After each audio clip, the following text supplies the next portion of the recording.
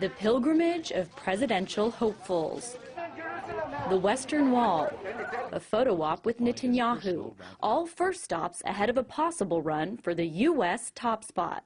In some ways, I think of Israel as the new Iowa. You know, it's like sort of the indicator that you're running for president is a trip to Israel. But why go all the way to Tel Aviv in search of the Holy Grail? It's a rite of passage. All presidential candidates pass through Israel. Mostly it's about money. Jewish and pro-Israel money accounts for between 1/4 and 1/3 of all donations to the major political parties. Some estimate higher, and one former congresswoman put it this way. They bought the executive branch. They bought the legislative branch. Pro-Israel federal campaign contributions amounted to more than $11.7 million in 2010, leaving other foreign and defense policy contributions, along with human rights, women's issues, the environment, and gun rights donations, in the dust.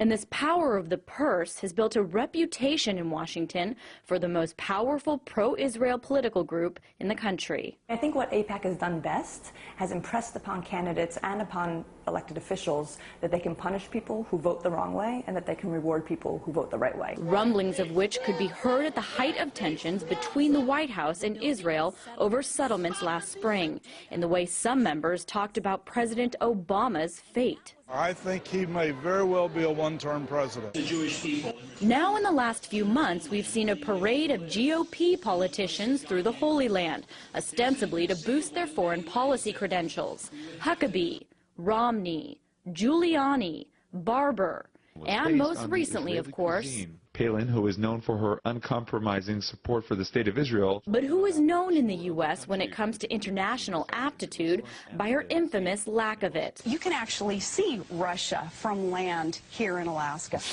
And if candidates like Palin are hoping to gain insight into the Middle East, it doesn't take a political analyst to see a major part of the picture is missing. Someone asked Sarah Palin what she thought about the West Bank. She says, you know, I use Wells Fargo.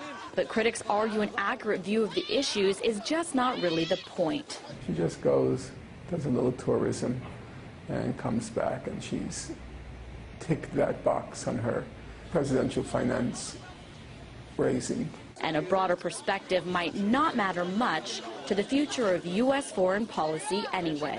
The people of the United States don't have true representation when it comes to their values versus the values of the pro-Israel lobby. So all of this helps to explain why first stop on the international tour isn't, say, China, with its rise in the world and its stake in U.S. bonds, or Russia, which the U.S. is trying to reset relations with, or Saudi Arabia, with the planned U.S. sales of $60 billion in arms to counter Iran, or even the UK, which is the other part of the so-called special relationship.